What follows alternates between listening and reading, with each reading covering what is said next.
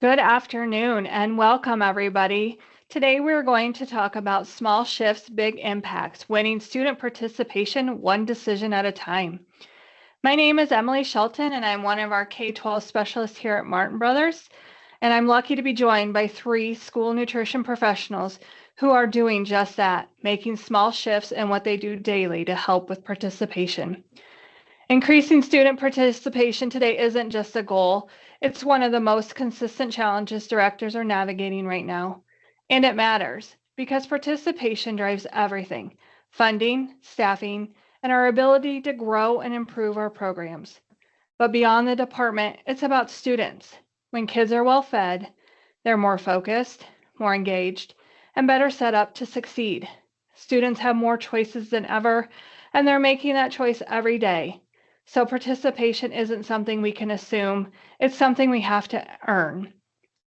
Today is about practical, intentional shifts that can help us do exactly that.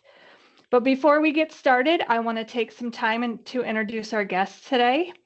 First, we're joined by Erik Isenhour, who is the food service director for Lone Tree Community School District.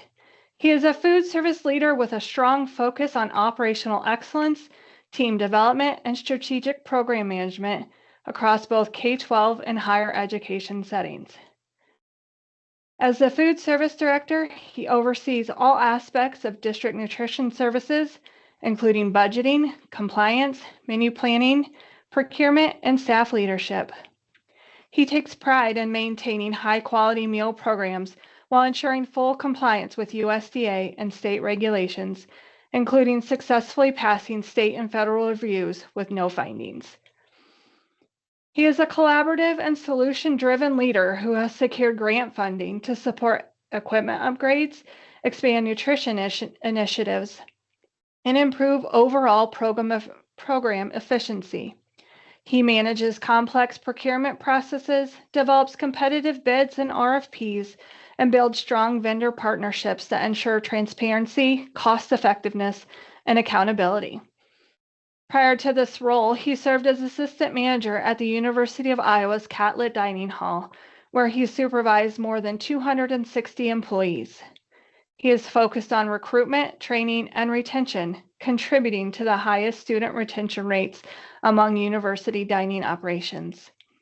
He also helped establish hiring and operational policies, managed onboarding and payroll processes, and supported the launch of a new retail dining concept. He earned his Bachelor of Liberal Arts from the University of Iowa and an Associate of Arts and Sciences from Kirkwood Community College. He is ServSafe certified and has received multiple professional recognitions, including Student Supervisor of the Year. He is passionate about building strong teams, fostering inclusive environments, and delivering high-quality programs that serve and strengthen the community he works in. Second, we have Emma Montgomery. She is a registered dietitian nutritionist working in school nutrition at Park Hill District in Kansas City, Missouri. She is passionate about helping students have access to meals that are not only nutritious, but enjoyable and inclusive for all. Her work includes creating breakfast and lunch menus, developing individualized menus for students with allergies and medical needs, and supporting the promotion of the nutrition program. Emma has a strong interest in social media as a strategic marketing tool and values its ability to enhance student engagement, gather feedback, and increase participation in school nutrition programs. Last but not least, we have Sarah Hacket. She is the food service director for Keokuk Community School District. This is her 13th year with Keokuk Community Schools and in school food service. Before this, she spent years in a hospital as well as 2 nursing homes and a dementia care facility, starting as a dishwasher and cook before eventually becoming a dining services director, giving her a combined 21 and a half years of experience in the food service industry. She holds a Bachelor of Science in Family and Consumer Sciences Dietetics from Western Illinois University. At Keokuk, she leads a team of 20 staff members across 2 production kitchens, providing meals for 5 sites in total for their combined 1,700 student body. They also partner with the Salvation Army in the summer to operate 4 meal sites. On a personal note, she and her husband have a 15-year-old daughter and a 7-year-old son. She's had a lot of different hobbies, but lately she's been enjoying fishing and decorating cookies for special events whenever she's not playing chauffeur for baseball, track, 4-H, and FFA activities. Now that you've heard a little bit about them, I'd like to turn it over to Erik to discuss these small shifts he's making to earn the participation. Erik, can you please share with us how communication, decision-making, and perceptions can be important to the success of your program? Yes. First and foremost, thank you, Emily. I appreciate that. So for me, the first thing I really want to look at is I truly try to listen first, right? Students are going to tell you what they feel, what they want, what they need. The biggest thing for me is to not take it personal. There's certain students like different kinds of foods. A student might like pork, another student might not like pork. So first of all, when you ask for feedback, it's to not take it personally and try to build off some of the things they're telling you. Most students are also, they're not looking to be lectured. As you know, the interaction with a lunch line is rather quick and swift. It's maybe 5 seconds or less. So they just want to know that someone hears and respects their opinion. And I try to do that daily. After I serve lunch, I go out and I walk through the rows of students and ask them, hey, how was the food today? What could we have done better? Oh, I like this or I didn't like that. Once again, don't take it personal. They're just giving you feedback. When students also ask why certain foods are served or why we cannot always offer exactly what they want, I try to explain the why behind the decision in a simple and honest way. Not to sugarcoat it, not to say, oh, the government makes us do that. I think that's just language that I don't want to use. An example I like to talk about is when we talk about sodium or nutrition requirements. I avoid making it sound like because the government said so. Instead, I explain that school meals are designed to help students stay focused, energized, and healthy throughout the day, as you talked about, Emily. I also acknowledge that some of the healthier changes can take time to get used to, and their feedback is still valuable. So one thing that we always do here in Lone Tree is once a year we have a couple of our admin assistants. We take all of our main entrees. We run a 5-week menu cycle. So we have 25 entrees that are typically on there. We do sometimes do a every other Monday off, so we don't hit that exactly. But what we did is we just last week sent out a survey to students. And the resounding feedback you get is how I can base my menus on next year. Obviously they're going to have steak. They're going to make silly comments. They're going to have stuff, but there is valuable data in there. Then what do you do with that data, right? So just making sure that you're on the same page with that. And building trust comes from being transparent, approachable, and consistent. If you serve something, I've learned with especially elementary, if we make the slightest change, let's say we put the queso on first or we put the meat on second, they're very aware of that. And they also like visual cues for participation, right? So we have a whiteboard that we have out right when they come into the line, they get to see it. And then even when they come up to get served, they come up and they see that line. So we've had very good luck with that. Sometimes students don't like the answer they're given. They want to know more. They want to know why, but that piques their interest, and that's what we're trying to do, right? We're trying to get feedback to say, what is going to make you eat lunch? Oh, if I had an Uncrustable today because I'm lactose intolerant, or just simple things like that. Just making sure that we're all on the same page. And sometimes as lunch ladies and lunch individuals, as myself, we can come off as grouchy. We can come off as short. We can come off as irritated. We can come off as like we're not appreciative of the services we're providing. So I think the biggest thing as leaders is to check ourselves too, our body language, our attitude. How do you talk to students? All those things, they get comfortable with you and then they can come through and it increases participation. They know that we're making meals from scratch. They knew that last night I came in at 8:30 at night and shredded a bunch of pork. So they start to appreciate those things and you develop that relationship and, you can kind of snowball that into increasing participation and going up to students and say, hey, Susie, why didn't you eat lunch today? Or Joe, why didn't you eat lunch today?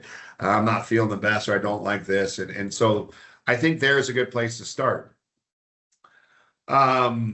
Another thing to kind of to look at is another way we did it is our decision to implement second breakfast, right? That was a big thing that we had gotten feedback from our students. So The decision to implement second chance breakfast, or we actually call it BYO, build your own breakfast, really came from the idea that recognizing students were sometimes middle school and high school students are sometimes late. They're not the most prompt. They have maybe 2 or 3 minutes. And I will tell you, it takes from the top down to support those initiatives, right? Because if students are grabbing a grab and go lunch, where are they probably going to go with that grab and go lunch, right? They have to go to the classroom where they're probably in for homeroom or something along those lines. So it can build up quick for the custodians that maybe have to go in there and empty the trash more. It could build up, you have maybe more waste, in different buildings or different rooms. So you have to be more cognizant of how you approach those situations. So you really need to make sure that, you have the support of your admin team, your principals, and your superintendents. I meet with my superintendent once a month, and we talk about issues or things that we could be better about, and he gives me feedback. Another thing we saw is sometimes the bus is late. A student, one student's a minute late and the next student's 3 minutes late. That adds up, right? So the biggest thing we want to make sure is, like Emily hit on, is being hungry first thing in the morning you're not setting a student up for success. They're going to their classroom hungry, which, they're not focused as much. They're not paying much attention. So just making sure we're doing all that. The other thing is just really offering more flexible options, right? This came from feedback. There were a couple students who had come through and said that, they wanted some different options. They wanted to maybe pick some options. So we kind of pulled the second chance breakfast right near their window. They're able to pick those options off the cart, and they kind of go from there. It also, the Build My Own Breakfast, it gave a concept of the students they were having ownership of the food that they picked. So, sometimes maybe a student didn't like breakfast pizza, but that was a hot entree. So what we saw real quick was the idea that people were thrilled with the idea that they could build their own breakfast. It increased our participation. When we first started doing it, we would maybe have 6 or 7. I think I checked this morning just for this meeting. I think I had 28 students that came down and got second chance breakfast. We're a very small school.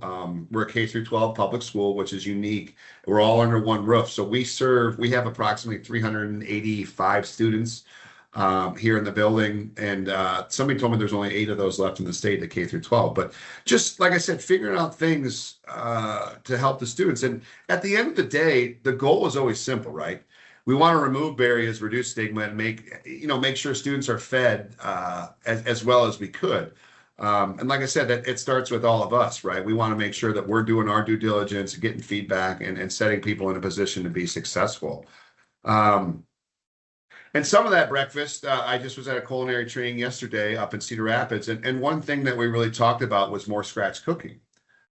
So how do you kind of parlay these ideas into breakfast from scratch? One thing we've had good luck with is the acai bowl. Essentially it is a smoothie, and we put acai berries in it, and we can call it an acai bowl. And that's been a huge hit.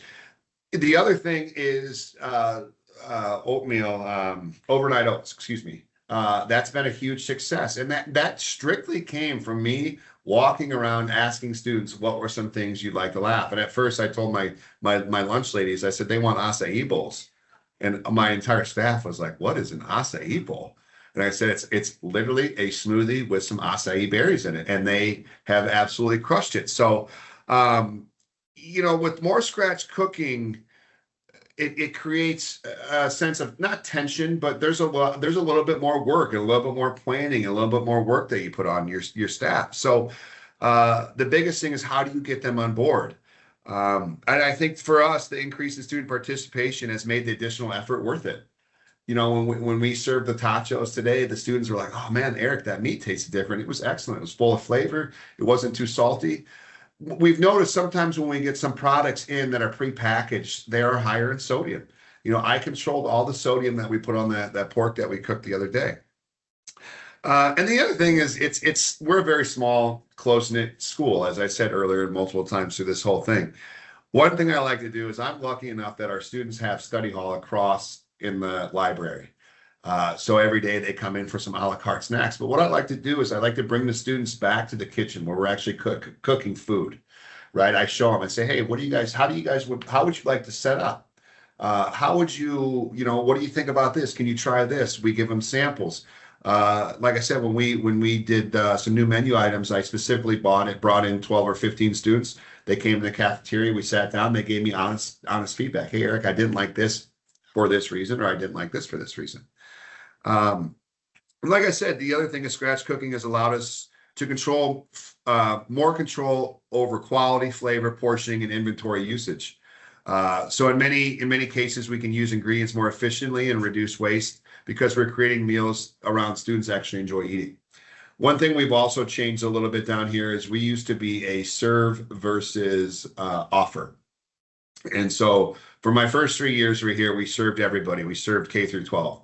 What I had done at the start of this year is we kind of switched it a little bit and we let these students, we offered to middle school, high school, and that has been a huge hit. You would think that that would maybe create more waste because they're taking more, but what we have actually seen is the exact opposite. So rather than putting corn and broccoli on their tray, they go through and they pick the items that really they like. And as you know, we have to have a half cup of fruit or vegetable on there to get the reimbursement. So it also gets buy-in from them that, God, I hate broccoli, and Eric's, I know he's going to put it on my tray today and I just don't like it, but I can't tell him no. So this has kind of given them another avenue that they can kind of take away from that. And like I said, most importantly, the extra effort reinforces the culture we want in our program.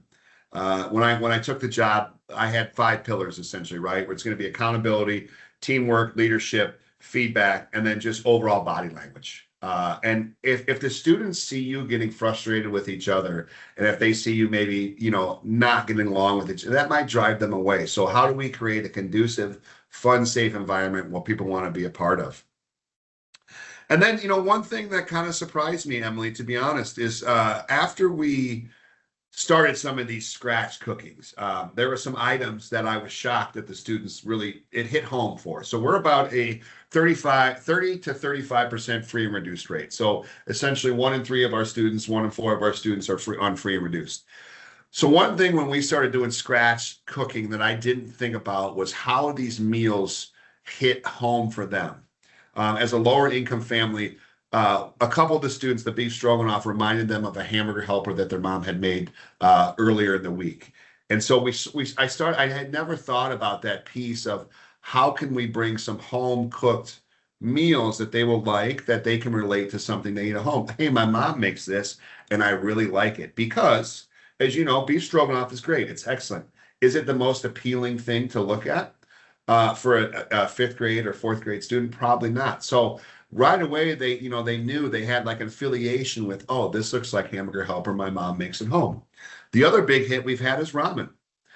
We've got some ramen broth from Martin Brothers, and it was great. It's a lower sodium ramen broth.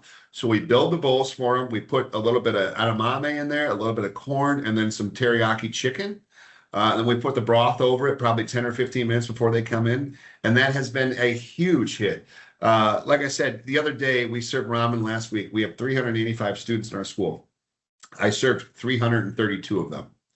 And I think for us, that is a major, major win. And as Emma knows, and as Sarah knows, and Emily knows, the problem we're seeing now is a decrease in participation. So what trends and what feedback are we going to get to continue to be successful?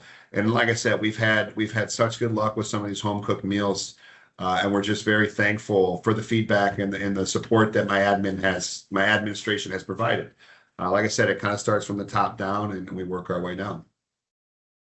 Eric, that is awesome. It sounds like you have some really wonderful things happening and some great support. Yes. And you're lucky that your students are truthful and honest, which I think mostly they are. I'm super excited to hear how engaged you have become and your staff has become. And that piece about showing up and how you show up is a piece I think we sometimes forget. Yeah, absolutely. And then, my last statement, participation grows when we stop assuming people will engage and start giving them a reason to. So if you don't go out and ask for feedback, and you don't, and if you get ruffled or if you get upset by the feedback they provide, then food service probably is not the right thing for you. So like I said, they want to eat a good quality meal, and they will tell you if it's a good quality meal or what you can improve. So don't take those things personally. This profession is not easy. It's not for the weak-hearted. It's not for the weak-minded. But we're here for a purpose, and we're here to provide meals for our future generations. Awesome. Awesome. Well, we're going to pivot a little bit, and Emma is going to share about how she is leveraging social media to also share the awesome things they're doing in their program. Emma, do you want to talk to us a little bit about how that's working out for your district? Yes, I would love to. So as Emily said, my name is Emma and I am a dietitian here in the Park Hill School District in Kansas City, Missouri. And I am so appreciative that Emily asked me to be part of this panel and share some of the awesome things that our district is doing. I like to say that I have the most amazing team in the world and they give me the content to share with other people. And so everything that we're able to do is because of the hands and the feet that are out there in all of our 21 kitchens at the moment. So special shout out to my team. They're the reason that we have everything that we have to post and kind of brag on our team for all the awesome stuff that they're doing.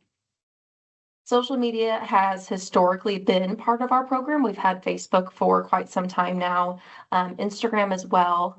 I started in this position in 2024 as dietitian, but I also was a student here in Park Hill School District, pre-K through 12. So I have a unique insight on being a student in the district and kind of having the student perspective not too long ago, and then also being now our dietitian. And so, as I said, social media has been around for quite some time and we've used it in the past, but I really wanted it to be an emphasis when I started in this position in 2024. Because social media is huge and it is the number one way to engage with students, in my opinion, to get them to see what is being served the next day, get their opinions on different things, and just show them all of the awesome things that we do kind of behind the scenes for each and every tray that goes out. So one new thing that we have introduced is also having a TikTok account. So we currently have TikTok, Instagram, and Facebook. We have seen significant engagement across those platforms. In the last couple of years, we just hit over 1,000 followers on Facebook. Grannon, our director, when she had started in 2023, I believe we were in the 700 range. So we've gained a few hundred in the last couple of years, and we're climbing our way up to 2,000. That's our next goal. TikTok, we started a couple of years ago, and we've got almost 500 followers, and those are majority students. That's definitely our student-centered platform, and we get a lot of engagement from them. I ran some numbers for today's presentation, and in the last 28 days on Facebook specifically, we've had over 43,000 views, which is a 146% increase. We've had 856 interactions, which would be a like, a comment, a share. That's going to be a 135% increase. And we've had 23 new followers in the last month, which is a 156% increase. So we've definitely seen some numbers that are encouraging that what we're doing is working and we're reaching different accounts, whether that be staff, families, teachers, and most importantly, students. And I'd love to share a couple of the posts that we have shared in the last month or so that kind of fall within that 28-day realm. What we have here is one of our cafe ambassadors. So we have a newly made program for cafe ambassadors where we go out to schools and we find students who want to be part of food reviews. So, 1 out of 10. I'll give it an 8. Savory, crunchy texture. You got a little bit of that like soft bread, that crunchy shrimp. The sauce is actually pretty tangy, flavorful. Gives it a nice punch. Overall, I think it's an 8. I would say 8.9. Let's go there. I love it. I'm all in for it. And so this was our second cafe ambassador at one of our high schools. And last Friday, May 1st, was the first time we'd done shrimp po' boys on the menu this school year. And so I really wanted to make it a big thing on social media and highlight it because that's a really awesome dish that the students were really excited about. We had shrimp poppers with a really spicy, I have a low spice tolerance, so I say spicy. It might not have been to someone else, but a very spicy sauce with some lettuce and tomato and onion on the choice bar. So it was just a really great dish. And Santiago here was coming through the lunch line, and I connected with some of our staff members at Park Hill High School and said, who do you think is a student that would be, excited to do a food review, willing to be on camera? And they said, he's coming through soon. You're going to find him. And so I talked to Santiago, kind of let him know what our Cafe Ambassador program was, and he was more than excited to do the film. And so came over to his lunch table, and he gave the shrimp po' boy. And I give them the creative freedom. I don't script it. I don't ask them to speak on a certain, topic or tell me about the flavor. I just give them complete creative freedom, and I want to see what they have to say. And so I just hit record after I told him what the agenda was. I was very happy to hear his food review, and then just doing some editing behind the scenes and getting that shared. Awesome. So you've also done a little different kind of a post to highlight a new item. This is another social media post, but you can see how it kind of tailors towards the audience. So the TikTok videos are very popular among kids. And so I definitely wanted to share our student ambassadors on there. But then on Facebook, I noticed that we have more engagement from our staff and our families, and they might be willing to read something a little bit longer versus kids may be, scrolling pretty quickly. You kind of got to have an attention grabber. So more of that story came in on Facebook for a new plant-based item. We have had some feedback from students about having more halal items. And so I definitely wanted to take a moment to capture this new item being halal, kosher, vegan, vegetarian, plant-based. And we did some photos that made it look just absolutely beautiful, with some of our fresh fruits and veggies on the choice bar, and showed a full tray of how the item could look once you complete your full, reimbursable meal. And so I did a little bit more of a nutrition education spin for our families to read a little bit more about the story behind how that tray came to be. That's awesome. Like, just to see, we eat with our eyes first, and to see the Absolutely. color, and then have something that is not I don't want to say normal, but is not an animal-based product, but to have that participation spike because of that, that's really awesome. And the fact that you get to share it is even more exciting for you guys. Absolutely. And we ran some numbers after that day to see how that new item went over. And we had 6% of students take that item that day, which for a brand new menu item, that was a pretty good percent. And so we were excited to see that really how that the whole came to be was centered around student engagement. So we started off with a food show, and the vendor came out, and we asked the kids to fill out a survey, give me some verbal feedback. Do you like this item? Would you want to see it on the menu? And so that, while not captured on social media, actually, I take that back. We did post that on social media to highlight that we did that, because that was really awesome. But then all the way up to putting it on the tray, it was student-centered, student-focused the entire time. And to see that 6% of students took that as their choice that day, I was excited to kind of hope and assume that it was because of the effort that had been put in coming up to that point. Awesome. Well, keep it up, because it sounds like it's working. Thank you.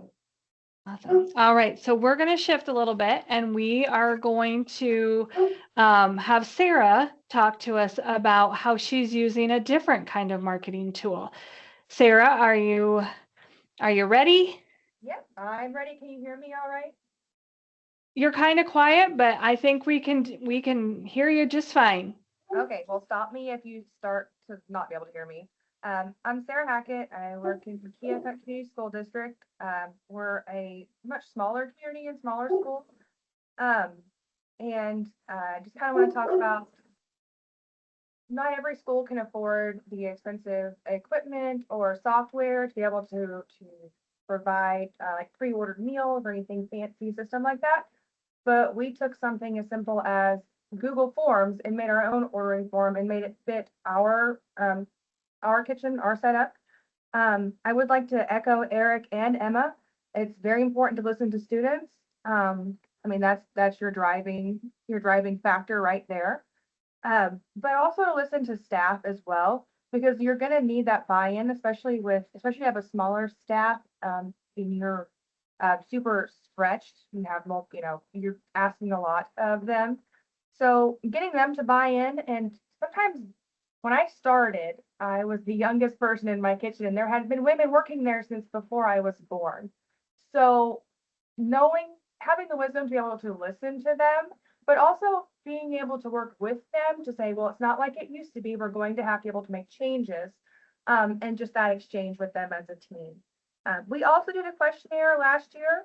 We took our 25 items from our menu cycle, had our students rate their top 10, but then we also gave them 12 options for new menu ideas, and then also just a blank write-in option to kind of guide our menus for this year. And the kids have been very appreciative of that. We've got a lot of good comments. We've had some not so good comments. We've pivoted. We've made some changes.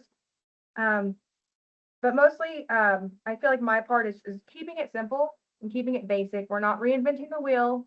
We're looking at, what do the students like? What will the students eat? What are our limitations and what can we do within that? So on ours, I have a very good relationship with our IT director, which is extremely important when you go to ask them to build something for you. So I'm going to share my screen and hopefully, all right, let me know if you can see it. Is it sharing yet? You see us. There you go. Okay. So we just used Google Forms and I kind of explained what I wanted. This is for high school. We are experiencing a problem because of open campus. So it used to be seniors and then it was juniors and seniors. And this year it's sophomores and juniors and seniors. So trying to find a way to kind of claw back those meals. In addition to that, they also have a cell phone policy. So students are not allowed to have their cell phones during the school day, but they can have them in their vehicles. So they're going to be out of the building as much as possible to be on their phones.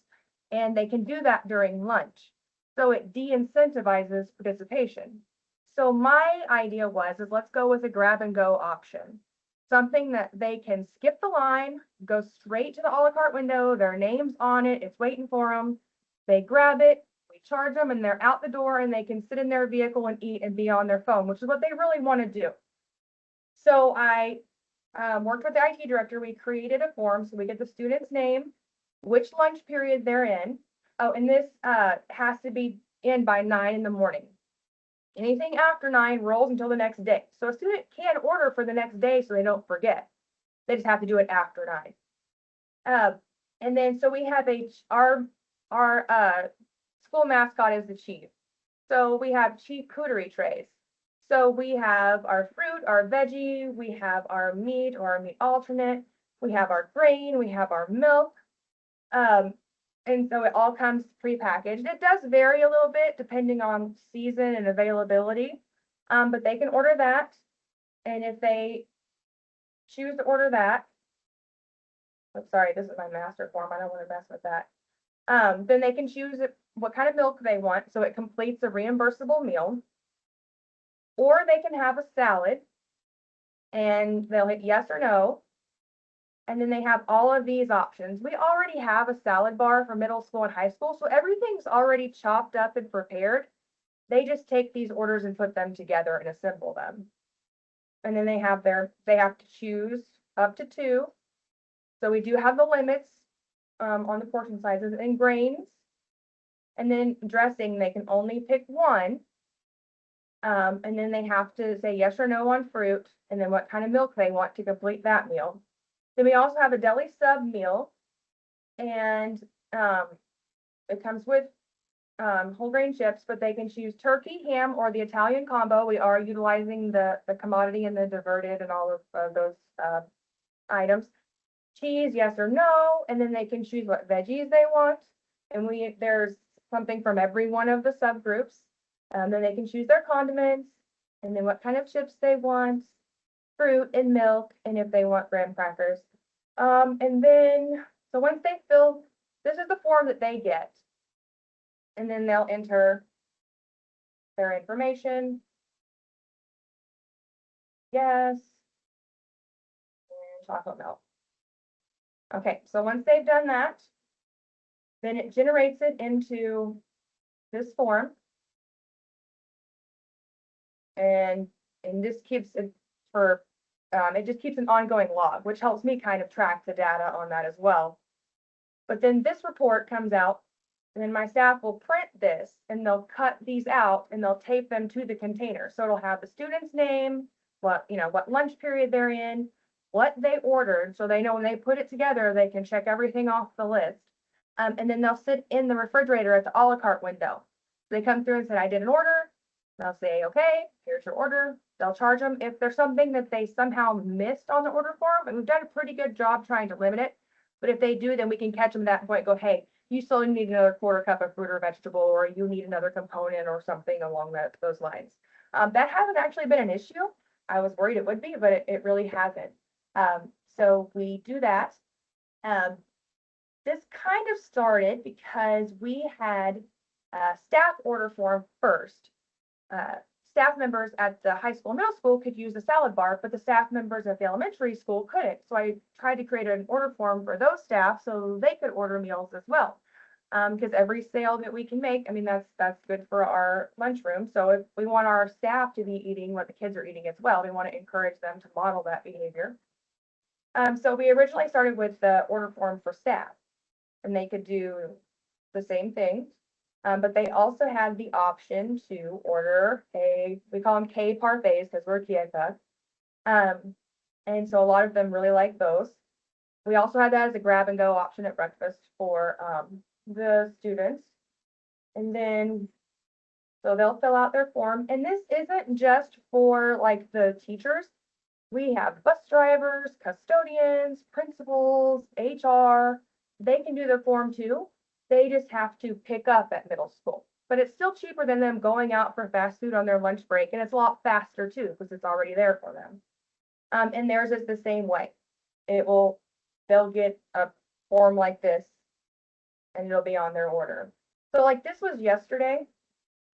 We have a sub up here, and then we have the chief cootery tray, and then we have a salad that we made. That went out. And so this is like our normal salad bar at middle school.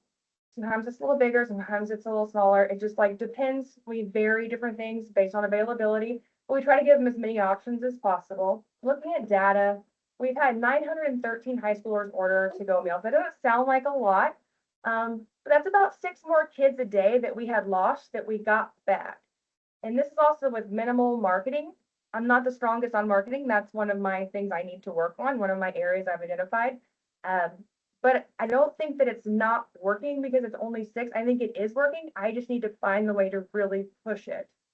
But even with that, I mean, that's $4,300 of reimbursements that we have, students that we had lost eating that came back because they liked that option and it was convenient. Again, I am a much smaller district too. And then staff meals, the staff really like it. And they've even figured out how to kind of work the system where they can order a hot lunch to go. They, instead of putting their name, they'll put their name and then put hot lunch next to it and then mark no on everything. That way they can also skip the line, get back into their classroom and do their planning time or their lunch. And it's just easier for them as well. And again, keeping it simple, I just made these labels for the parfaits, and they're on mailing label stickers. And we stick them on there, put them together, and that's a grab and go option for breakfast. They can grab that and a milk and go, or not a milk too, I mean, technically. So we partnered with the Family and Consumer Sciences class, and they developed some different flavors. This is one of the ones that they did. It was a strawberry, banana, and graham cracker parfait. They did 2 or 3 months, and I took their recipes and plugged them into my software and printed off their recipes for them, and they came up with all kinds of wacky names for them every month. But they really enjoyed that. They really, they felt pride in that. We came up with that recipe. That was our idea. Essentially, I just gave them a list of everything that we could use, and they figured out the combinations. It made it really interesting. Well, Sarah, thank you so much for sharing all the things that you're doing. Even just overcoming the challenge of every year your open campus included another grade. And so and showing how that impacted your program, but you came up with a solution to that. When one thing before we move on, Sarah, I'm going to ask you the same question that Erik answered. Participation grows when we stop doing what and start doing what? Participation grows when we stop managing the decline and start meeting the demand. I like it. Emma, I kind of skipped over you on that one. What are your thoughts? Okay, mine was very similar to Eric's. Participation grows when we stop guessing what students want and start listening to what matters to them. Yep. Yep. That's very important because, if you think about it, our students are our customers. And if they're not happy, just like if we were to go to a restaurant, they're not coming back. So you all are doing amazing things. And I would just like to thank you all again for taking the time out of your day and your continued innovation and looking for those small shifts in what you're doing to increase that participation and make a really big impact with your students and your staff and actually your whole administration. So we just hope that anybody who listens to what you guys shared today, even if it's the smallest idea, that it helps a light bulb go off and they are able to implement that. So with that, I would like to say thank you, and we are going to close it out for the day.